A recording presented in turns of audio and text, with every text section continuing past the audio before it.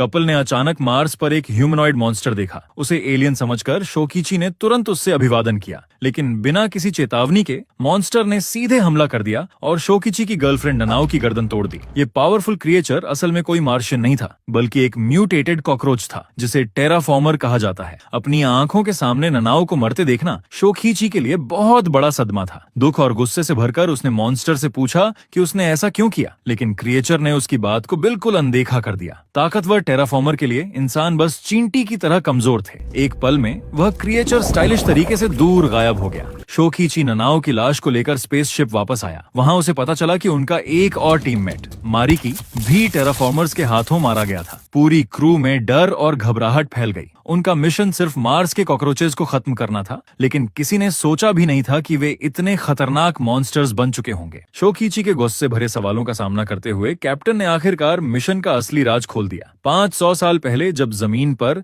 जनसंख्या अधिक होने लगी और संसाधनों की कमी होने लगी, तो इंसानों ने मंगल ग्रह को बसाने का एक बड़ा प्लान बनाया। मंगल के कठोर वातावरण को बेहतर बनाने के लिए सबसे पहले उन्होंने ग्रह के सतह का तापमान बढ़ाया। फिर उन्होंने और मजबूत कॉकरोचेस को मंगल पर भेजा, लेकिन किसी ने यह सोचा भी नहीं था कि सदियों बाद ये तिलचट्टे इतनी बुरी तरह म्यूटेट हो जाएंगे और मंगल के चरम वातावरण के साथ इतनी अच्छी तरह ढल जाएंगे। इससे पहले भी इंसानों ने एक स्पेसशिप भेजी थी जिसका नाम था NX-1, लेकिन अफसोस वह पूरी तरह से तबाह हो गई। अपना कॉलोनाइजेशन प्लान पूरा करने के इरादे से अब उन्होंने एक नई स्पेसशिप भेजी जिसका नाम था बग्स 2। इस मिशन को लीड कर रहे डॉक्टर होंडा, जिन्होंने कुछ कैदियों को आजादी और पैसों का लालच देकर भर्ती किया था। उन्हें सिर्फ इतना बताया गया था कि उनका काम तिलचट्टों को मारना है, लेकिन यह नहीं बताया गया कि ये जीव कितने खतरनाक हैं। अब यह सब साफ था कि सभी लोगों के साथ धोखा हुआ था। अचानक डॉक्टर होंडा का एक होलोग्राम स्पेसशिप के अंदर दिखाई दिया। गुस्से से भरे शोकिची ने उस प्रोजेक्शन पर मुक्का मारा और चीख कर पूछा,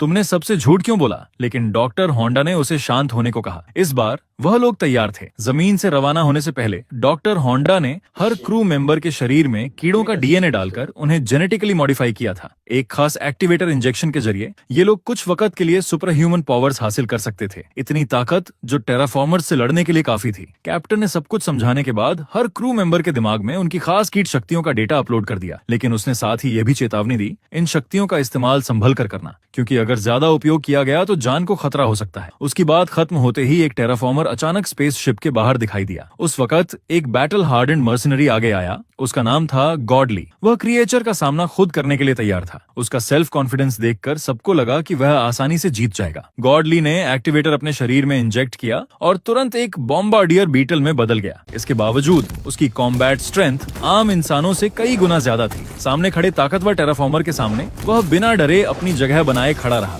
गॉडली अपने हाथों से जलते हुए फ्लेम्स भी निकाल सकता था। उसने यह अटैक मूव फाइनल स्ट्राइक के लिए प्लान किया था। गॉडली ने सोचा था कि वह टेराफॉर्मर को जिंदा जला देगा, लेकिन उसके लिए यह सब कुछ हैरान कर देने वाला था कि टेराफॉर्मर पर उसकी फ्लेम्स का कोई असर ही नहीं हुआ। जैसे ही गॉडली ने दोबारा अटैक करने की कोशिश की, टेराफॉर्मर एक पल में आगे बढ़ा और उसे तुरंत मार डाला। सब लोग हैरान हो गए और अगले ही सेकंड वह टेराफॉर्मर स्पेसशिप के अंदर दिखाई दिया। उसने अपना सिर बार बार ग्लास पर मारना शुरू कर दिया। वाइस कैप्टन झांग ने सबको शांत करने की कोशिश की और कहा कि यह ग्लास नहीं टूट सकता, लेकिन उसके कहने से पहले ही टेराफॉर्मर ने ग्लास तोड़ दिया और 2 क्रू मेंबर्स को तुरंत मार डाला। ये देखकर कैप्टन ने एक्टिवेटर अपने शरीर में इंजेक्ट किया। अगले ही पल वह बुलेट एंड में ट्रांसफॉर्म हो गया। जैसे कि उम्मीद थी, बुलेट एंड का फॉर्म भयानक था। उसके पंचेस बिल्कुल बुलेट्स की तरह पावरफुल थे और सिर्फ एक ही पंच में कैप्टन ने उस टेराफॉर्मर को धूल चटा दी। लेकिन उनके सेलिब्रेट करने से पहले ही शिप के रडार ने स्कैन किया कि और भी टेराफॉर्मर्स तेजी से उनकी तरफ बढ़ रहे हैं। इतने सारे दुश्मनों के सामने टिकना नामुमकिन था। कैप्टन ने तुरंत ऑर्डर दिया, मिशन अबॉर्ट करो और जमीन पर वापस चलो। लेकिन उसी वक्त शिप का लॉन्च सिस्टम अचानक फेल हो गया। अब उनके पास सिर्फ एक ही ऑप्शन बचा था,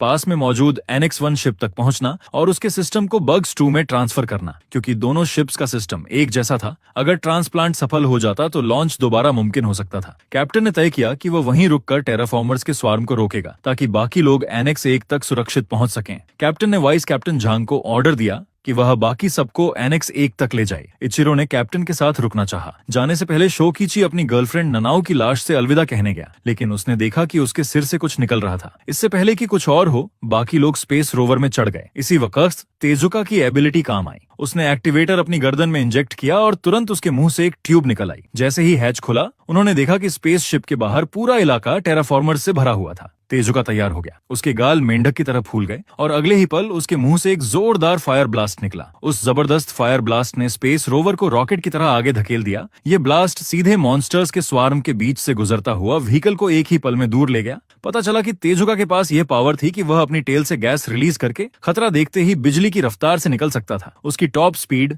1000 किलोमीटर प्रति घंटा से भी ज्यादा थी। उसके लगातार बूस्ट के चलते स्पेस रोवर तेजी से अपने डेस्टिनेशन की तरफ बढ़ता गया। दोनों लड़कियां उसकी तारीफ किए बिना रह नहीं पाईं। लेकिन ज्यादा देर तक सब कुछ शांत नहीं रहा। कुछ ही वक्त बाद एक नया खतरा सामने आ गया। एक बड़ा सा दीवार अचानक उनके सामने खड़ा हो गया। पहले तो वह एक तेज आती सुनामी जैसा लगा, लेकिन जब उन्होंने ध्यान से देखा तो समझा कि यह लाखों टेराफॉर्मर्स से बना हुआ था। उनके पास सिर्फ एक ही रास्ता था कि वे पूरी स्पीड से उसमें घुस जाएं। जब रोवर कॉकरोच की लहर से टकराया तो हजारों टांगे और टूटे हुए जिस्म विंडशील्ड से टकरा गए। तेजुका छत पर जोर का झटका खा रहा था, लेकिन उसकी हिम्मत कम नहीं हुई। आखिरकार रोवर उस झुंड को चीरते हुए बाहर निकल आया। सबने एक गहरी सांस ली। थोड़ी देर रुकने के बाद तेजुका ने फिर से आगे बढ़ना शुरू किया, लेकिन जैसे ही वाइस कैप्टन झांग ने आगे देखा, उसका चेहरा एकदम से उतर गया। एक और बड़ी कॉकरोच सुनामी सामने आ रही थी। इस बार तेजुका ज्यादा देर तक टिक नहीं पाया। उसकी मदद के लिए दोनों लड़कियों ने ट्रांसफॉर्म होने का फैसला किया। दोनों के पास हार्ड शेल्ड बीटल्स की ताकत थी। उनके बड़े बड़े पिंसर्स डिफेंस के लिए परफेक्ट थे। जैसे ही स्वार्म करीब आई, तेजुका ने अपनी पूरी फायर पावर के साथ वॉर किया और दोनों लड़कियां इम्पैक्ट झेलने के लिए तैयार हो गईं। कॉकरोच सुनामी ने रोवर को निगल लिया। एक जबरदस्त शॉक वेव आई।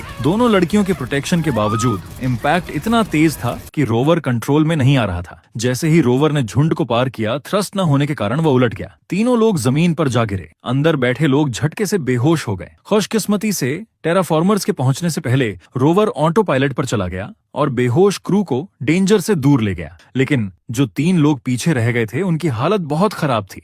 जमीन टेराफॉर्मर से भरी थी जो तेजी से उनकी तरफ आ रहे थे। पिछली फाइट के बाद वे तीनों थक गए थे। सबसे पहले दोनों लड़कियां गिर गईं, लेकिन अपनी आखिरी ताकत जोड़कर तेजुका एक बार फिर खड़ा हुआ। लेकिन वह अपनी किस्मत से बच नहीं पाया। उसकी भी मौत हो गई। तभी बग्स 2 स्पेसशिप में कैप्टन और इचिरो एक निर्णायक जंग लड़ रहे थे। उन्होंने ज्यादातर टेराफॉर्मर्स को शिप के अंदर फंसा लिया। फिर कैप्टन ने इचिरो को ऑर्डर दिया कि शिप का शील्ड सील कर दे। दोनों ने शिप का सारा ऑक्सीजन रिलीज कर दिया, इस उम्मीद में कि टेराफॉर्मर्स मर जाएंगे। जैसे जैसे ऑक्सीजन कम होता गया, टेराफॉर्मर्स एक एक करके गिरने लगे। उनकी फाइटिंग पावर बहुत कम हो गई थी। अब कैप्टन उन्हें एक पंच में खत्म कर सकता था, लेकिन सबको मारने के बाद कैप्टन और इचिरो दोनों ऑक्सीजन की कमी से बेहोश हो गए। तब तक स्पेस रोवर अपनी मंजिल तक सुरक्षित पहुंच चुकी थी। क्रू के लोग धीरे धीरे होश में आने लगे, लेकिन जब उन्होंने एनेक्स एक शिप स्टार्ट करने की कोशिश की तो पता चला कि उसका सिस्टम भी खराब था। अचानक बाहर गोलियां चलने की आवाज आई। 2 क्रू मेंबर्स को तो ट्रांसफॉर्म करने का मौका भी नहीं मिला और उन्हें टेराफॉर्मर्स ने वहीं मार दिया। जब तीनों लोग बाहर निकले तो वह देखकर हैरान रह गए कि अब टेराफॉर्मर्स गन्स भी चला सकते हैं। इस मोड पर शोकिची के पास कोई ऑप्शन नहीं था। उसने खुद को ट्रांसफॉर्म कर लिया। वह बन गया सबसे पावरफुल कीड़ा, एशियन जायंट हॉर्नेट।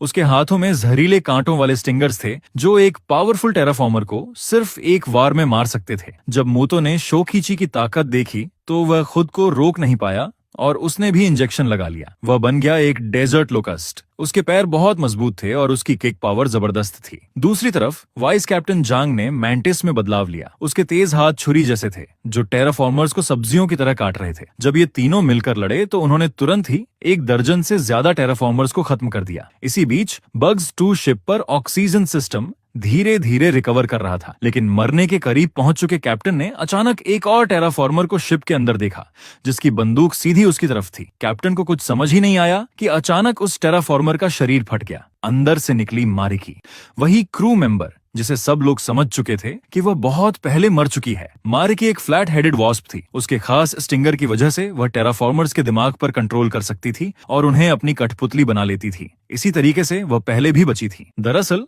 वह मार्स पर सिर्फ कॉकरोचेस मारने नहीं आई थी। उसका एक गुप्त मिशन था डॉ होंडा की तरफ से एक टेराफॉर्मर का अंडा पृथ्वी तक ले जाना। कैप्टन इस प्लान से सहमत नहीं था, इसलिए मारिकी ने उसे गोली मार दी। इचिरो जो पास में पड़ा था असल में उसका साथी निकला। मारिकी ने एक ग्लास पानी इचिरो के ऊपर डाला और कुछ ही सेकंड में वह जिंदा हो गया। इचिरो एक स्लीपिंग किरोनोमिड था, एक ऐसा प्राणी जिसमें लगभग अमर होने की क्षमता थी। वह 2.5 मिनट तक उबलते पानी में 900 नेगेटिव डिग्री सेल्सियस से भी कम तापमान पर या वैक्यूम में भी जिंदा रह सकता था। सिर्फ एक ग्लास पानी उसे पूरी तरह से जिंदा कर देता। शिप का लॉन्च सिस्टम भी असल में खराब नहीं था, उसे इचिरो ने ही स्फोटाजन किया था। उनका मिशन सीधा था, टेराफॉर्मर का अंडा पृथ्वी पर ले जाना। जैसे ही मारिकी ने अंडा शिप में रख दिया तो अब सिर्फ लॉन्च सिस्टम रीस्टार्ट करना बाकी था और फिर पृथ्वी की ओर वापसी। इसी दौरान शोकिची और उसकी टीम बग्स 2 की तरफ वापस जा रहे थे। तभी उन्होंने शिप के इंजन की गरज सुनी। अचानक एक ड्रोन उनके सामने आया। डॉक्टर होंडा कंट्रोल कर रहा था। अब जब उसका प्लान लगभग पूरा हो गया था, डॉक्टर होंडा ने सारी सच्चाई बता दी। एनेक्स एक मिशन पूरी तरह फेल हो गया था, लेकिन एक एस्केप पॉड पृथ्वी वापस गया था और वह टेराफॉर्मर का सिर ले गया था। उसी सिर का इस्तेमाल करके उन्होंने एक फॉर्मूला बनाया जो कीट डीएनए को इंसानी डीएनए के साथ मिला सकता था, लेकिन वह टेक्नोलॉजी अभी तक परफेक्ट नहीं थी। इसलिए बग्स 2 मिशन लॉन्च किया गया, कॉकरोचेस को मारने के लिए नहीं बल्कि क्रू के बैटल डेटा को टेस्ट करने और एक टेराफॉर्मर का अंडा छुपाकर पृथ्वी ले जाने के लिए। सिर्फ वही अंडा उनकी रिसर्च को आगे बढ़ा सकता था और एक परफेक्ट कीट मानव हाइब्रिड आर्मी बना सकता था, एक ऐसी सेना जो न्यूक्लियर वेपन्स जितनी पावरफुल होती। ये सब सुनकर शोकिची का सिर्फ एक ही इरादा था कि वो अर्थ वापस जा और डॉक्टर होंडा को मार डाले, लेकिन अब उनके पास कोई ट्रांसपोर्ट नहीं थी क्योंकि वह शिप के लॉन्च से पहले वापस नहीं पहुंच सकते थे। शिप के अंदर मारिकी और इचिरो लॉन्च की तैयारी कर रहे थे। तभी उन्होंने देखा कि अंडे के अंदर कुछ अजीब सी हरकत हो रही थी। उनके होश उड़ गए। अंडा फट चुका था और उसमें से 2 बेबी टेराफॉर्मर्स पैदा हो चुके थे। ट्विंस, न्यूबॉर्न्स एक अजीब सी पोज में बाहर आए। मारिकी हैरान थी लेकिन घबराई नहीं। उसे लगता था कि उसकी पावर उन दोनों को कंट्रोल कर लेगी। जैसे ही ट्विन टेराफॉर्मर्स खड़े हुए, मारिकी बिजली की तरह आगे बढ़ी और दोनों के दिमाग में अपना जहरीला कांटा घुसा दिया। उसे लगा सब कुछ उसके कंट्रोल में है, लेकिन जब उसने उन्हें हुक्म दिया तो टेराफॉर्मर्स ने कोई बात नहीं मानी, बल्कि उन्होंने पलटकर उसी पर हमला कर दिया और वहीं उसकी जान ले ली। ये साफ था कि ये ट्विन्स आम टेराफॉर्मर्स नहीं थे। उनके शरीर एक बार फिर इवॉल्व हो चुके थे। उसी वक्त शिप टेक ऑन ऑफ कर चुका था, लेकिन ट्विन टेराफॉर्मर्स ने एक अजीब सी तेज चीख मारी, जैसे किसी मदद के लिए बुला रहे हों। जैसे ही नीचे जमीन पर मौजूद टेराफॉर्मर्स को यह आवाज सुनाई दी तो अचानक उनके पंख निकल आए। वे फ्लाइंग टेराफॉर्मर्स में बदल गए थे। सभी आसमान में उड़ते हुए शिप की तरफ उड़ने लगे। कुछ ही देर में पूरा स्पेसशिप उनसे घिर गया और उनका वजन इतना ज्यादा हो गया कि शिप नीचे गिर गया। स्पेसक्राफ्ट क्रैश होकर वापस सरफेस पे आ गिरा। इचिरो बस सीरम लगाने ही वाला था ताकि वह लड़ सके, लेकिन एक टेराफॉर्मर ने उसे जोर से लात मारी और वह फिर से बेहोश हो गया। टेराफॉर्मर्स की संख्या बढ़ती ही जा रही थी और स्पेसशिप सीधा उस जगह क्रैश हुआ जहां पर शोकिची और उसकी टीम खड़े थे। ये सब डॉक्टर होंडा के एक्सपेक्टेशन से बहुत आगे था। अब शोकिची, मूटो और जांग पूरी तरह से टेराफॉर्मर्स के झुंड से घिर चुके थे, जिन्हें दोनों न्यूबॉर्न ट्विन लीड कर रहे थे। जैसे ही दुश्मन उनकी तरफ बढ़ा, तीनों ने तुरंत अपना सीरम इंजेक्ट कर दिया। आम टेराफॉर्मर्स उनके सामने टिक नहीं पाए, लेकिन ये दोनों स्पेशल लीडर्स कुछ और ही लेवल के थे। उनके माथे पर अलग निशान थे और वे पूरे स्वॉर्म के कमांडर जैसे लग रहे थे। शोकिची ने एक लीडर पर छुपकर वार करने की कोशिश की, लेकिन उसने एक ही पंच में उसे हरा दिया। साफ था कि ये दोनों बहुत ज्यादा पावरफुल थे। उनके मूवमेंट्स भी इंसानों जैसे लग रहे थे।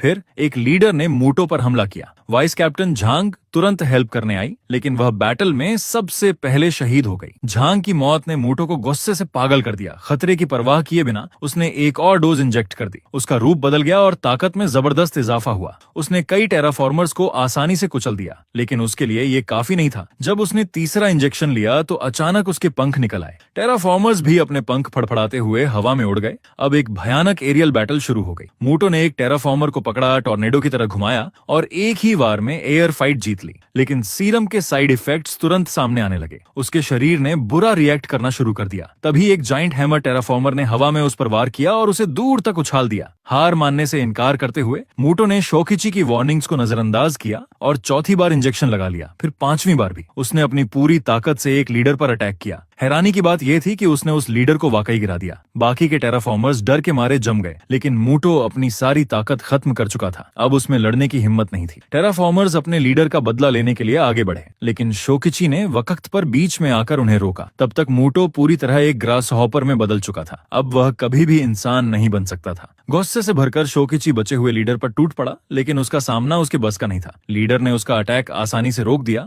और उसके जहरीले स्टिंगर्स को तोड़ दिया। शोकिची ने एक निराशा भरा पंच मारा, लेकिन उसका लीडर पर कोई असर नहीं हुआ। उलझन में लीडर ने उसे जोर से बैटलफील्ड के उस पार लात मारकर फेंक दिया। जब लीडर ने अंतिम वार के लिए अपना हाथ उठाया तो अचानक उसका हाथ हवा में रुक गया, क्योंकि आसमान में एक रोशन सी शक्ल नजर आई। शोकिची ने पलटकर देखा तो वह हैरान रह गया, क्योंकि वह नानाओ थी। वही नानाओ जिसका गला मिशन की शुरुआत में तोड़ दिया गया था। असल में उसका ट्रांसफॉर्मेशन सिल्कवर्म मॉथ था। मरने के बाद वह ककून में चली गई थी और एक मौत के रूप में फिर से जन्मी थी। नानाओ ने अपने पंख हल्के हल्के झपकाए और ऊपर से पाउडर जैसा स्केल बिखेरने लगी। टेराफॉर्मर्स बिल्कुल कंफ्यूज हो गए। सिर्फ मूटो और शोकिची को समझ आया कि कुछ गड़बड़ हो रहा है। नानाओ एक मैसिव डस्ट एक्सप्लोजन ट्रिगर करने की कोशिश कर रही थी, मतलब वह खुद को भी उड़ा देने वाली थी। जब शोकिची को यह एहसास हुआ तो उसने इस सच को मानने से इनकार कर दिया। वह नानाओ के साथ अर्थ लौटना चाहता था। उसकी गहरी मोहब्बत ने उसे इवॉल्व कर दिया और अचानक उसके भी पंख निकल आए। वह बिना हिचकिचाए उसकी तरफ उड़ गया, लेकिन जैसे ही वह उसके पास पहुंचने ही वाला था, एक टेराफॉर्मर ने जमीन से एक हथियार उठाया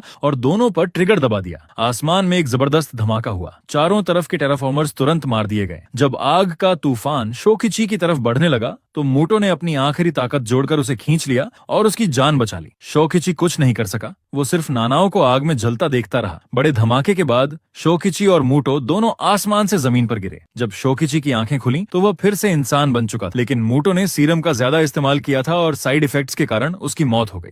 अचानक पता चला कि लीडर और कुछ टेराफॉर्मर्स अभी भी जिंदा थे, लेकिन लीडर भी अपनी सीमा पर पहुंच चुका था। शोकिची ने बिना ट्रांसफॉर्म हुए एक सॉलिड पंच मारा और लीडर को गिरा दिया। जब लीडर जमीन पर कमजोर पड़ा था, शोकिची ने उसे मारा नहीं, बल्कि उसने उसे जिंदा छोड़ दिया। शिप पर वापस जाकर शोकिची ने देखा कि इचिरो भी जिंदा था। पता चला कुछ गिरा हुआ पानी उसे जिंदा कर गया था। इस मोड़ पर इचिरो भी डॉक्टर होंडा के लिए लड़ना नहीं चाहता था। उसने भी शोकिची को जाने दिया। आखिरकार डॉक्टर होंडा ही असली विलेन था। दोनों ने मिलकर एस्केप पॉड में बैठने का फैसला किया और अर्थ लौटने की तैयारी की, ताकि दुनिया को सच बताया जा सके। जमीन पर कुछ टेराफॉर्मर्स ने उनका पीछा करने की कोशिश की, लेकिन लीडर ने उन्हें रोका। अब जब उसमें समझ आ चुकी थी तो हो सकता है वह कभी इंसानों से लड़ना नहीं चाहता था। शायद वह सिर्फ अपने घर और अपनी कौम को बचाना चाहता था।